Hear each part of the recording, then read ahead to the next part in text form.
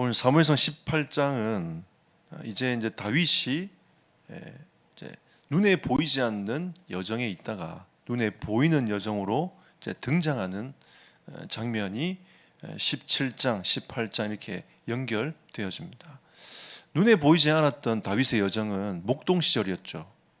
그래서 우리가 시편을 통해서 목동 시절 때에 다윗이 어떻게 하나님을 바라봤는지에 대해서 자기의 고백을 통해서 지난주에 살펴봤습니다. 이제 이 18장부터는 다윗이 고난의 길로 들어가요. 굉장히 어려움의 길로 들어갑니다. 굉장히 큰 응답을 받았음에도 불구하고도 이제는 다윗의 여정이 고난의 길로 쭉 가는 이 여정의 걸음들을 쭉 걸어가게 되는 겁니다. 우리는 예수 믿으면 다 축복받고 응답받고 그렇게 우리가 생각하는 수준의 어떤 축복과 은혜라고 생각을 하지만 오늘 18장부터의 이 다윗의 여정은 그렇지 않습니다. 하지만 다윗이 그렇지 않았음에도 불구하고도 다윗이 누렸던 그 다윗의 여정에 대하여 하나님이 우리에게 말씀하시고자 하는 것입니다. 그래서 18장 전체를 보면서 믿음의 사람이 받을 축복과 은혜에 대하여 하나님이 우리에게 말씀을 주시고자 하시는 겁니다. 이것은 가장 중요한 첫 번째가 하나님 우리에게 주신 은혜와 축복의 그 첫 번째는 만남의 축복인 것입니다. 여러분, 사람을 만난다는 것이 좋은 사람 만난다는 건 참 힘들어요.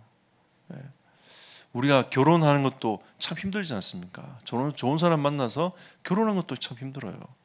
우리 주변에 좋은 친구들 또 좋은 만남들 이런 만남들이 일어난다는 것은 참 쉬운 것은 아닌 것 같습니다. 뭐 절친 우리 이렇게 많이 얘기를 하지 않습니까? 진짜 마음이 통하고 중심이 통하는 이런 절친을 만난다는 것도 참 쉽지 않죠. 그냥 두루두루 하는 사람들은 많지만 그렇게 속 깊은 얘기들을 털어놓으면서 하는 이런 만남도 사실 쉽지 않습니다. 근데 이 만남의 축복은 무엇과 관계 있냐면 우리 영적 상태와도 굉장히 관계가 있습니다. 저는 예전에 교회는 다녔지만 제 영적 상태가 오직 복음에 이렇게 맞춰 있지 않았습니다.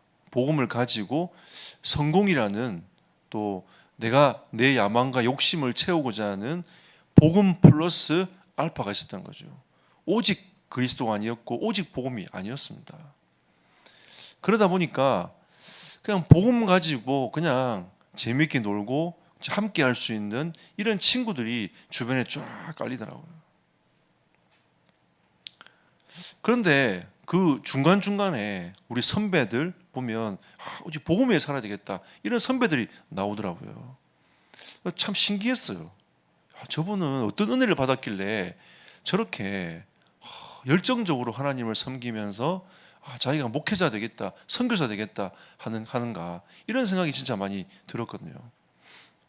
뭐 선생님들이 네 꿈이 뭐냐 물어보면 할 말이 별로 없으면 그때는 뭐 선교사, 목사 하겠습니다.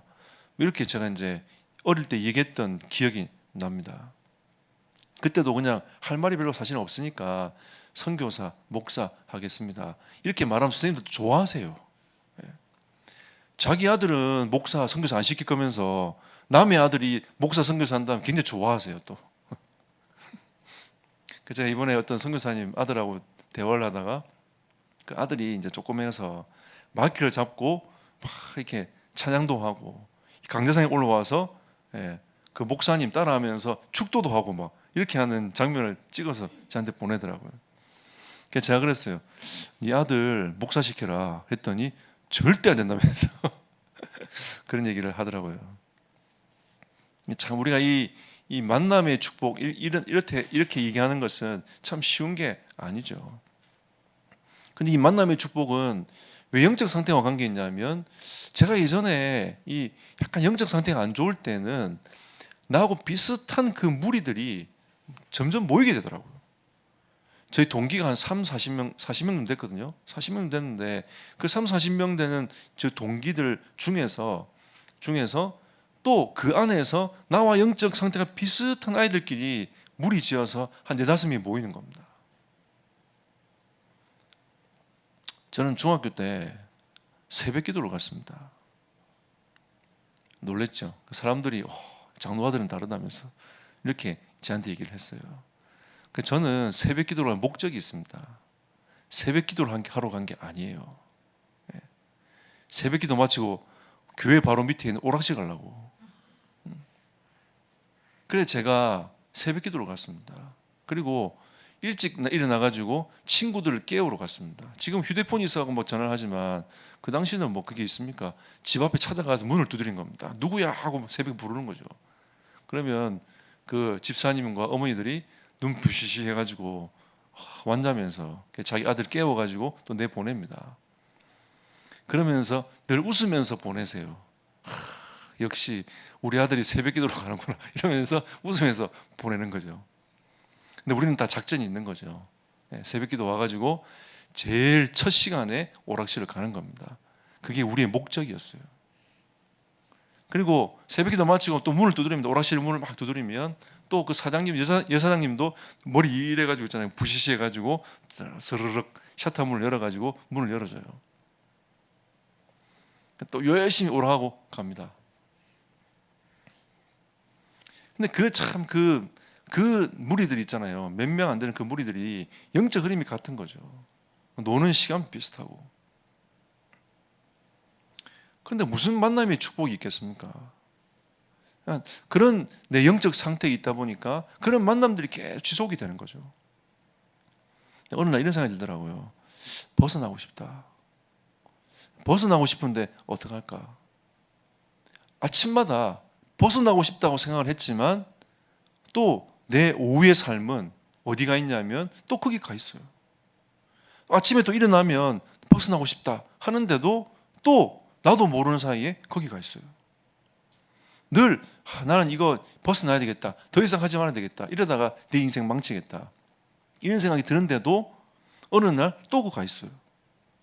벗어날 수 없는 이 운명 안에 빠져가지고 계속 나의 인생이 고통을 계속 당하는 겁니다. 미래가 보이지 않는 거죠. 그러니까 너무 답답하고 힘이 드는 겁니다. 그러면 그런 친구들이 무슨 소망을 가지고 미래를 준비하겠습니까? 그냥 만나도 그냥 웃지만 또 영적 상태가 비슷해가지고 같이 놀기도 잘 놀지만 미래가 없고 소망이 없는 거죠. 늘 어두운 겁니다. 그러다가 광주에서 제하고 생일이 똑같은 친구가 이사를 왔어요. 누나가 먼저 와가지고 부산에 있는 공단에 취직을 해서 일을 열심히 하고 자기 동생을 이제 광주에 있던 동생을 불러들여가지고 부산으로 오게 한 거죠. 그 집이 이제 아지트가 된 겁니다. 누나는 없지, 우리끼리 있지. 늘 그 영적 비슷한 친구들이 그 집에 모이기 시작하는 거죠. 그래 놀다 보니까 더 어두움으로 빠지는 겁니다. 계속. 그러니까 뭐가 필요하냐면 어떻게 하면 돈을 많이 가질 수 있을까? 이런 생각에 계속 빠지는 거죠. 그냥 꿈이 하나 생겼어요. 돈 많이 벌자. 이게 이제 제 꿈이 된 겁니다. 돈 많이 버는 사람이 되자.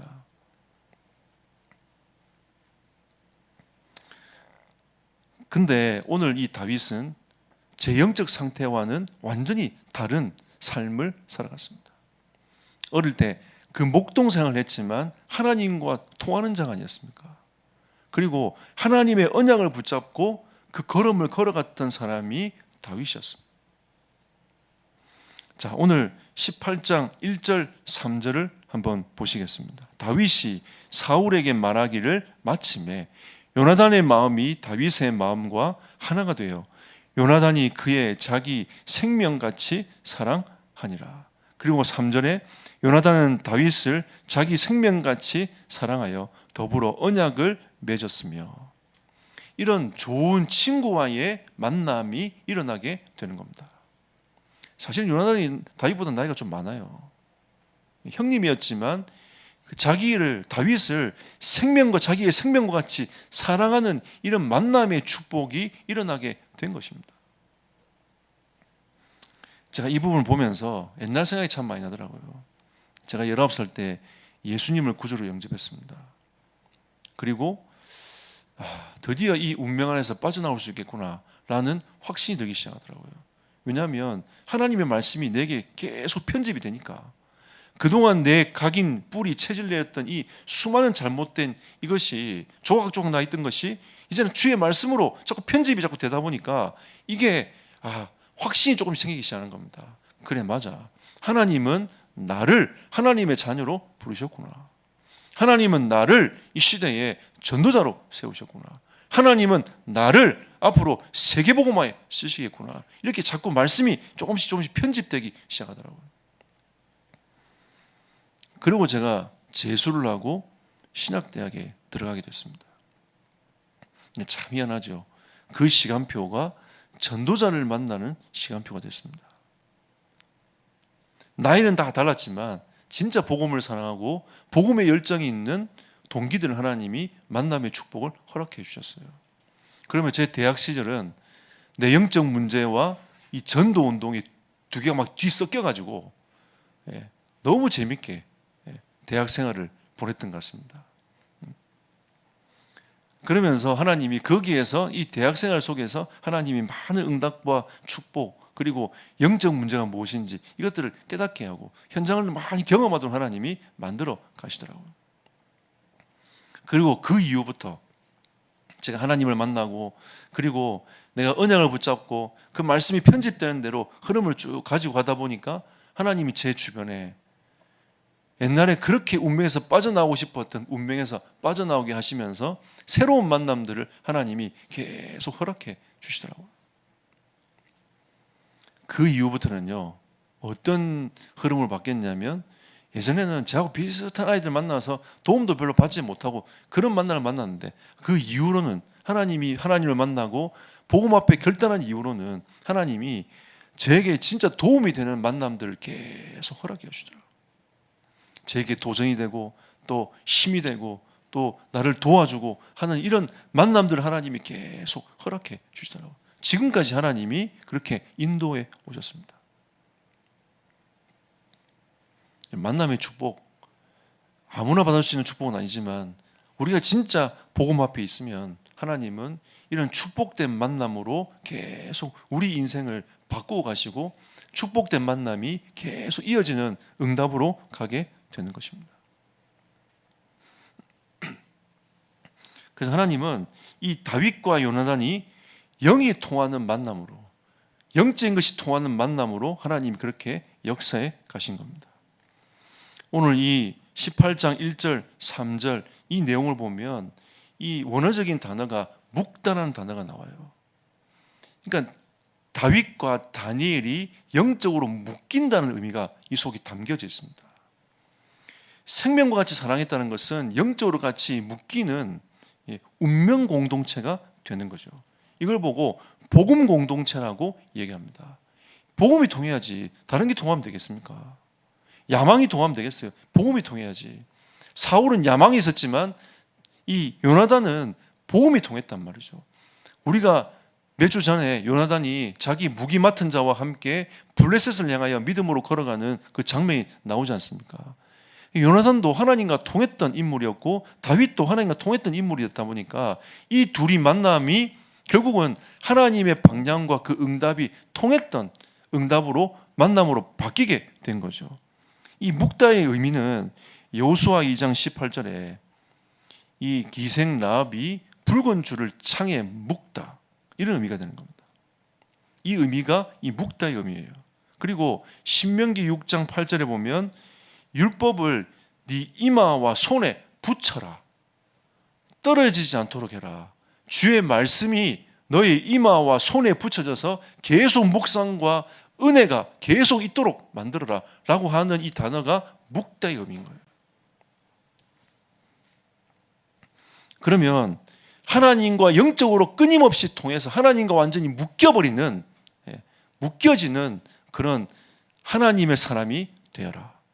그런 하나님의 사람이 두 사람이 만나니까 이런 만남의 축복, 만남의 시너지가 폭발해지는 거죠.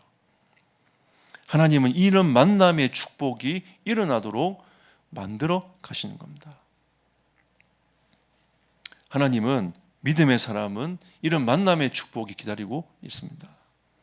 여러분이 불신앙하지 않고 하나님의 은혜를 딱 붙잡고 믿음의 고백을 계속하고 가면 하나님은 이런 만남의 축복들을 계속 주셔서 이 복음 공동체를 이룰 수밖에 없도록 하나님께서 만들어 가시는 것입니다. 그리고 이 만남의 축복이라는 것은 이 전도자의 만남의 축복이 참 중요합니다. 우리가 이 시대에 유 목사님 만난 게 얼마나 감사합니까? 그죠? 이 전도자의 만남의 축복이 얼마나 큽니까? 저는 이 복음, 이 전도 운동 하나님이 하시는 운동이었지만 이 시대에 하나님이 전도자를 세워가지고 이런 만남의 축복 속에 우리가 하나 되어서 세계 복음화를 꿈꾸고 간다는 것이 이게 얼마나 큰 축복이고 은혜입니까? 로마서 16장에도 보면 이 복음의 가치와 의미를 깨달은 이 중직자들이 바울과 함께 그 중심을 담아냈던 인물들이 쭉 나옵니다. 그러면서 바울이 어떤 표현을 쓰냐? 나의 자매 베베는 나의 보호자다. 이 보호자에 대한 이 마음을 전달받았고, 전도자가 전달받았고, 또 이 마음을 그 베베에게 전달하는, 로마 교회에 전달하는 이 서신서가 로마서 아닙니까? 이 전도자의 만남을 통해 가지고 진짜 이 복음의 가치와 의미가 진짜 크기 때문에 내가 전도자를 위해서 헌신하고 보호하는 것은 내 인생이 진짜 투자하고 내 인생을 드려도 아깝지 않을 일이다 라는 것을 이 베베가 마음에 딱 담은 거죠. 이게 전도자와 통했단 말이죠. 그리고 브리스갈라 아굴라 부부는 바울이 뭐라고 얘기합니까?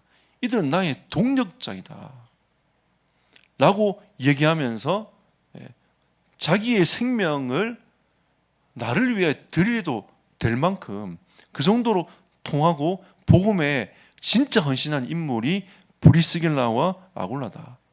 그리고 동력자 이름들이 쭉 나옵니다. 그리고 뒤에는 사랑하는 자, 수고하는 자. 이들은 나의 사랑하는 자요, 수고한 자다. 진짜 복음을 위해서 내가 이들을 사랑하고 이들이 정말 수고를 내가 보았다라고 로마 16장에 바울이 쭉 얘기를 합니다. 이게 무엇 때문입니까, 여러분? 복음 때문 아닙니까? 우리가 정말 복음 때문에 복음을 가지고 갔을 때 하나님은 이런 만남의 축복을 예비해 놓고 그 만남의 축복을 통해서 하나님의 일을 할 수 있도록 만들어 가시는 거죠. 저는 많은 교회들을 보고 목사님들 만나면서 느끼는 게 하나 있습니다. 진짜 복음을 위해서 가면 하나님은 모든 것을 예비하고 준비하시는구나. 이게 제가 느끼는 거예요. 진짜 복음을 위해서 가면 다른 거 필요 없구나. 하나님께서 나를 위하여, 우리 교회를 위하여 모든 것을 예비하시고 준비하시는구나. 우리 중직자들이 진짜 복음을 위해서 가면 다른 거 필요 없다. 우리 교사들이 진짜 복음을 위해서 가면 다른 거 필요 없다. 하나님은 그 속에서 모든 만남과 응답과 축복의 문들을 열어가실 것이다. 그럼 그 속에 뭐가 있냐? 70제자. 그 속에 뭐가 있습니까? 70현장. 그 속에 뭐가 있습니까? 70종족, 나라가 그 속에 다 포함되어 있는 거죠. 하나님은 이런 만남의 축복들을 우리에게 허락하게 가실 겁니다. 또 여러분이 키워내는 그 후대들, 또 아직까지 우리 교회 아이들뿐만 아니라 저 현장에 불신 현장의 아이들 속에도 제자 분명히 있습니다. 우리의 눈을 돌려서 저 불신 현장에 있는 그 아이들을 어떻게 생명의 복음을 전해서 하나님의 사람으로 데려올 건지, 이런 수많은 만남의 축복들이 일어나야 되지 않겠습니까? 사실 우리가 진짜 이 진정한 만나면 우리 그리스도를 만난 건 아니겠습니까? 우리가 진짜 그리스도를 만난 것이 최고의 은혜고 축복이 아니겠습니까? 저는 그리스도를 만나고 인생이 바뀌었습니다. 주님이 내 안에 계시면서 그분으로 충만될 때 내 인생도 갱신되기 시작했습니다. 올해는 우리가 갱신의 한 해를 가지고 가기 때문에 저도 저와의 싸움을 끊임없이 하고 있습니다. 나의 이 알을 깨고 쪽박을 깨고 이 작업들을 이번 한 해 동안에 지금 계속 하고 있습니다. 하나님 그렇게 만들어 가세요. 이해 안 된다. 이거 어떡하지? 이걸 어떻게 해석하지?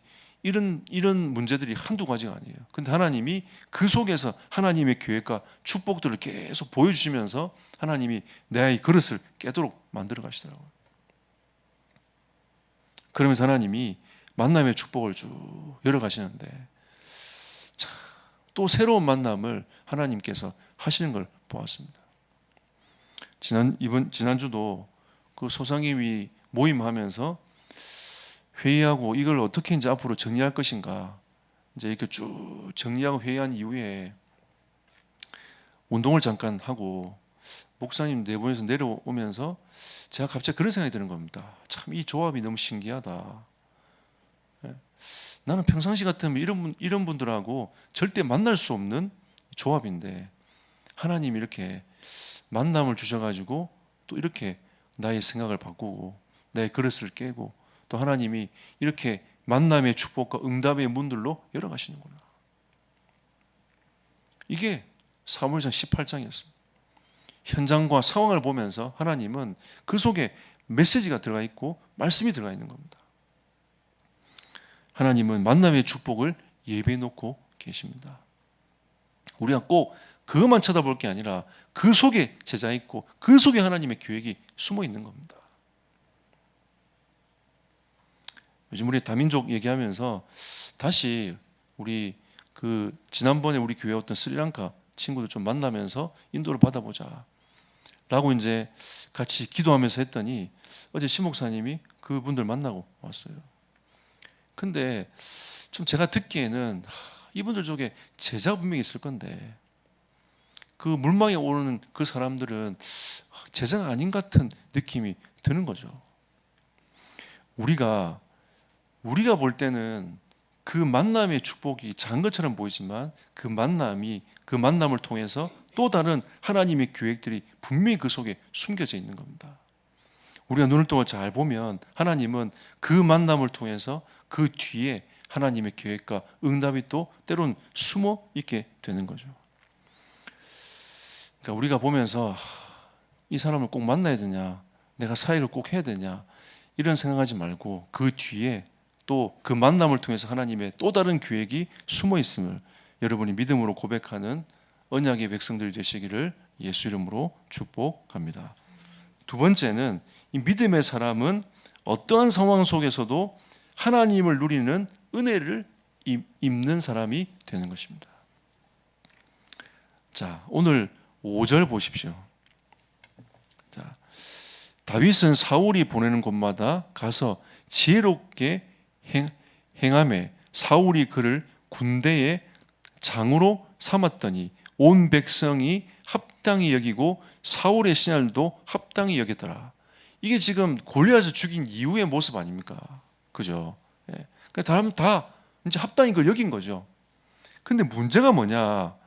자, 6절에 무리가 돌아올 때에 곧 다윗이 블레셋 사람을 죽이고 돌아올 때에 여인들이 이스라엘 모든 성읍에서 나와서 노래하며 춤추며 소고와 경쇠를 가지고 왕 사울을 환영하는데 여인들이 뛰놀며 노래하여 이르되 사울이 죽인 자는 천천히요 다윗은 만만히로다 하니라 라고 하니까 그 뒤에 뭐라고 해요? 사울이 그 말에 불쾌하여 심히 노하여. 사울은 야망이 있고 정치인 아닙니까? 자기에게 좀 안 좋은 소리가 들리니까 남보다 자기한테 안 좋은 소리 들리니까 그게 심히 노하고 기분이 불쾌한 거예요. 자, 14절 보십시오. 다윗이 그의 모든 일을 지혜롭게 행하니라 여호와께서 그와 함께 계시니라. 사울은 다윗이 크게 지혜롭게 행함을 보고 그를 두려워하였으나 흐름이 어떻게 갑니까? 사울이 계속 이제 다윗을 경계하면서 다윗을 마음에 좋게 보지 않는 거죠. 자, 그러다 보니까 다윗은 하나님이 주신 그 은혜를 가지고 점점 어떻게 됩니까? 그 지혜로 하나님이 주신 그 은혜로 자기의 삶 속에서 그 일을 계속 행하는 겁니다. 응답을 계속 받죠. 그래서 사울 왕이 신하들과 온 백성이 합당하게 여길 뿐만 아니라 다윗을 만난 사람들이 하나님의 축복 속으로 계속 들어오게 되는 겁니다. 여러분, 전도자와 백성의 만남이 이렇게 축복으로 바뀌게 되는 거죠. 여러분의 만남이 여러분이 만나는 이 렘넌트가 축복으로 바뀌게 될 것입니다. 여러분을 통해서 현장에 만나는 모든 사람들이 하나님의 축복으로 바뀌게 될 것입니다. 그래서 잠언 1장 7절에 보면 여호와를 경외하는 것이 하면서 잠언서에 나오지 않습니까? 지식의 근본이거늘 하면서 나옵니다. 우리가 하나님을 바라보니까 다윗의 지혜가 계속 넓혀져 가는 거죠. 백성을 만나는 사람들이 축복을 받고 응답을 계속 받는 겁니다. 근데 상황은 어때요? 상황은 어떻습니까? 아까 우리가 12절 한번 보겠습니다. 여호와께서 사울을 떠나 다윗과 함께 계심으로 사울이 그를 두려워한지라. 두렵단 말이죠. 그리고 자 28절을 한번 보십시오. 여호와께서 다윗과 함께 계심을 사울이 보고 알았고 사울의 딸 미갈도 그를 사랑하였다라고 되어 있습니다. 이 다윗이 하나님과 함께 하면서 하나님의 은혜를 누렸지만 앞뒤 정황 상황을 보면 어떤 일이 벌어지냐면 이 사울이 자기가 이제 악신이 또 내린 거죠. 그래서 다윗을 속고치고 있는 다윗에게 찾아가서 창을 2번 던집니다. 그러면 창을 맞으면 어떻게 되죠? 벽에 창과 함께 다윗이 꽂히지 않습니까? 그렇게 생각하면서 이 사울이 다윗을 죽이려고 창을 2번 던져요. 다윗이 그걸 피합니다. 그리고 이 결혼식을 생각하면서 이 사울이 어떤 모략을 쓰냐면 우리 딸과 결혼시키자. 좋은 의도가 아니라 그래서 블레셋 사람의 남자의 표피를 100개를 배우도록 만들자.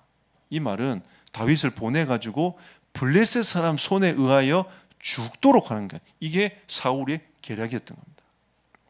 자기가 창을 2번 던졌잖아요. 그럼 자기가 다윗을 죽여버리면 이거는 굉장히 백성의 원한을 사는 거기 때문에 우리 딸과 결혼을 시켜서 그 조건이 블레셋 사람 100명을 죽여가지고 그 표피를 가져오면 우리 딸과 결혼을 시켜가지고 이렇게 하되 블레셋 사람을 통해서 다윗을 죽게 만드는 이 계략을 쓴 사람이 사울이었어요. 여러분, 이런 상황 속에 다윗이 있었습니다. 그런데 이 다윗은 하나님을 깊이 누리다 보니까 그 속에서 지혜로 백성을 다스리고 또 지혜로 사람을 만나고 또 다윗을 만난 사람들이 하나님의 축복을 누리기 시작했고 그리고 다윗은 하나님과 함께 그 은혜를 누려갔던 인물이 다윗이었습니다. 한 번도 사울과 부딪히지 않았어요. 사울이 죽이려고 뒤에 19장에 가면 사울이 다윗을 죽이려고 계속 쫓아옵니다. 도망을 계속 다니면서 사울을 죽일 수 있는 상황이 되었음에도 불구하고도 사울을 죽이지 않습니다. 왜? 하나님의 절대 주권을 인정했기 때문인 거죠. 여러분, 우리는 상황이 문제가 아니라 진짜 하나님을 바라보면 하나님은 그 속에서 하나님의 계획과 뜻을 이루어 가시는 겁니다. 결론 맺겠습니다. 믿음과 은혜의 사람은 괜찮습니다. 저는 오늘 여러분에게 이 메시지를 드리고 싶습니다. 믿음과 은혜의 사람은 괜찮습니다. 어떤 상황이 와도 괜찮습니다. 어떤 어려움이 있어도 괜찮습니다. 여러분 스스로에게 고백하십시오. 나는 믿음의 사람이니 괜찮다. 나는 은혜의 사람이니 괜찮다. 라고 고백해 보세요. 시편 2편 12절에 길에서 망하고 진노와 급하게 임해도 여호와께 피하는 모든 사람은 다 복이 있다 했습니다. 세상은 계속 길에 망하고 진노가 임하고 이런 시대적인 상황에 있지만 여호와께 피하는 자는 다 복이 있다. 안전하다 이 말입니다. 지금 코로나 시대가 오고 경제가 어떻게 될지 몰라요. 불안하단 말이죠. 우리나라 전쟁이 일어나면 어떻게 합니까? 지금 우크라이나 보세요. 우리나라에 전쟁이 일어나면 이 모든 것이 다 쑥대밭이 됩니다. 우리나라 특히 작아요 또. 예? 얼마나 작습니까? 이 나라가. 또 산이 70%이기 때문에 이거 사람들이 사는 공간은 그렇게 많이 없어요. 백두산간 빼고 나면 별로 없어. 그쪽만 공격하면 거의 대한민국은 초토화되는 겁니다. 여호와께 피하는 자는 안전하다. 하나님이 우리에게 말씀하고 있는 겁니다. 믿음의 사람은, 은혜의 사람은 괜찮다는 거죠. 자, 그리고 시편 3편 1절에서 8절에 보면 그 시편 3편을 한번 펴 보시겠습니다. 여러분 한번 펴 보십시오.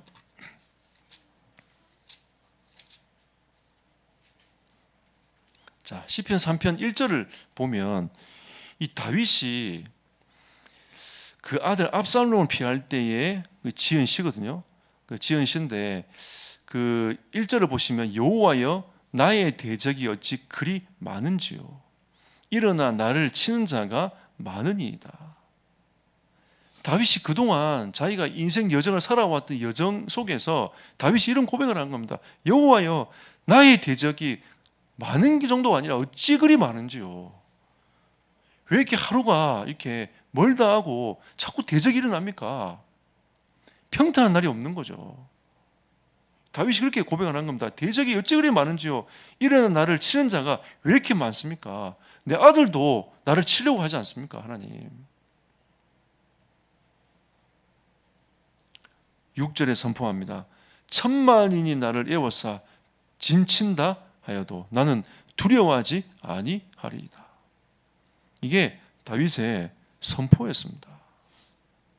천만이 나를 둘러 진칠다 할지라도 나는 하나님으로 인하여 안전하니까 나는 두려워하지 않겠다. 그리고 8절에 신앙 고백합니다. 구원은 여호와께 있다. 자신의 구원이 여호와께 있음을 고백하는 겁니다. 그래서 사방으로 옥에 쌓임을 당해도 쌓이지 아니하고 하나님이 우리와 함께 하시는 그 은혜가 우리에게 있음을 하나님 우리에게 말씀하고 계시는 겁니다. 그래서 다윗은 시편 18편 2절에 이렇게 고백합니다. 여호와는 나의 반석이요 요새요 피할 바위가 되시요 방패요 구원의 뿌리요 산성이시라. 다윗이 이런 여정에 수많은 여정을 지나가면서 다윗이 고백했습니다. 하나님은 나의 반석이요 요새요 피할 바위요 산성이시요. 이렇게 고백을 하게 되는 거죠. 이게 다윗의 여정입니다. 앞으로 다윗이 누려야 될 여정의 속으로 깊이 들어가는 거죠. 눈에 보이지 않는 여정도 있었지만 눈에 보이는 여정 속에서 다윗이 하나님과 함께 그 은혜를 누리면서 그 수많은 문제를 그냥 지나간 겁니다. 그래서 믿음의 사람은 괜찮다. 은혜의 사람은 괜찮다. 여러분과 저에게 어떤 문제가 와도 하나님의 사람은 괜찮다. 여러분에게 큰 위로와 은혜가 이번 한 주간 동안에 있길 축복하며 여러분을 만나는 모든 사람들이 하나님의 은혜를 누리는 만남의 축복으로 바뀌어지는 한 주간의 삶이 되시기를 예수 이름으로 축복합니다.